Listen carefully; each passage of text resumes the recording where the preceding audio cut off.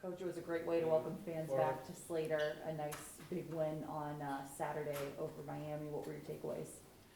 The biggest takeaway was the crowd was outstanding. It was really fun to see that many people in Slater Family Arena, and then for our guys to continue to just keep coming back and take a punch and take a punch and take a punch, and then just to finish it off and get a win in front of that kind of a crowd is a really good thing moving forward.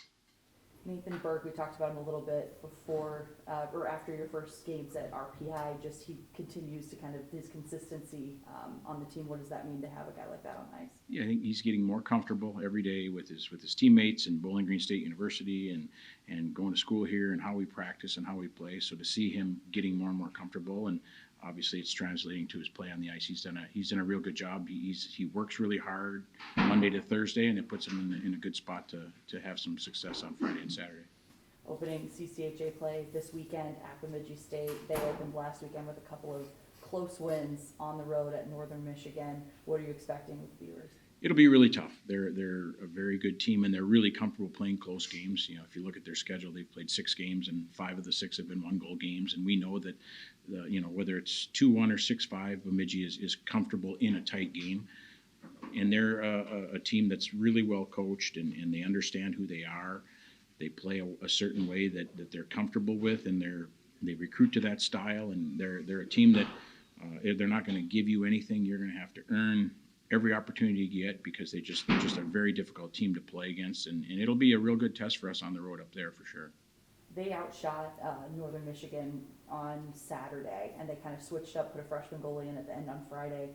Do you kind of alter your game plan at all, seeing them perform like that? Yeah, the interesting thing about the freshman goalie is his brother was a goalie for us here. So Matthias Scholl's younger brother, Thomas Scholl, who played for us, and he went in and did a nice job. They got down early on Friday against Northern Michigan, who also has pretty high aspirations this year. And for him to go in and shut the door and then come back and get the win on Saturday, he's got to be feeling really good about himself. So we're, regardless of who plays in goal for them, we've got to be prepared for how they play as a team. They're just a really solid team, especially defensively. They've been in the top 10 or so of statistically in penalty kill and goals against the last 3-4 years. So they're a really, really solid defensive team. What was the biggest takeaway you were able to get from what you guys were able to do against Miami last week? We generated more offense, which was something that after the RPI series we talked about. We're typically a team that we like to get 30-plus shots a game, and we like to get more offensive opportunities than our team. And at RPI, that first weekend, RPI made it difficult for us to do that. So we got more guys involved this week. We had more guys playing the game the way we see ourselves playing the game, and more guys getting comfortable in how we do things from an offensive perspective within our systems and stuff. So that was a big takeaway. And then you take away the fact that our guys just didn't quit. They just keep playing, and that's 4 games in a row that, obviously you don't want to get down each game, but we've been down, and we've been able to stay with it and stick to the game plan and fight back and ultimately get rewarded for that. Early on, a matchup against an opponent like Miami, obviously the history is there between Bowling Green and Miami. What does that mean for your team going forward to have a matchup that important that early in the season? We're trying to play a difficult non-conference schedule just because we know it's going to help us long term. And we're lucky where we're located that we have the ability to play really good teams without having to get on a 3-4 hour flight. So to play a good team like Miami, who's a historical rival for us, not only in hockey but in the other sports on our campus, it was good because it was a difficult place to play on Friday down there. They had a good crowd and to sell out, and so to have 2 big crowds and 2 back and forth games and to have our guys be able to weather that and get through it, and it's valuable experience. It should help us moving forward. Team has been pretty low on penalties for the first few games here this season. Is there just a testament to discipline and the veteran leadership in that locker room, or is that something the coaching staff is trying to emphasize early on? Well, we talked about wanting to improve our special teams, and one of the ways we improve the penalty kill is to take less penalties. And we believe that has a lot to do with your discipline. We don't want to take undisciplined penalties in the game. And, we had 5 penalties on Saturday, which was our most all year. The 5-minute major on Anton Malmstrom was just a difficult call. He didn't do anything wrong. I talked to the referee in chief in our league, and he said if the Miami player doesn't doesn't kind of fall backwards just as he's dumping the puck. It's not a penalty, but he fell and it kind of ended up being a head contact. But I do believe our guys have been more disciplined. We want to play physical. We want to play, to the whistle, not, after the whistle. We want to play to the line, not over the line. So we're happy with where our guys' overall discipline is up to this point.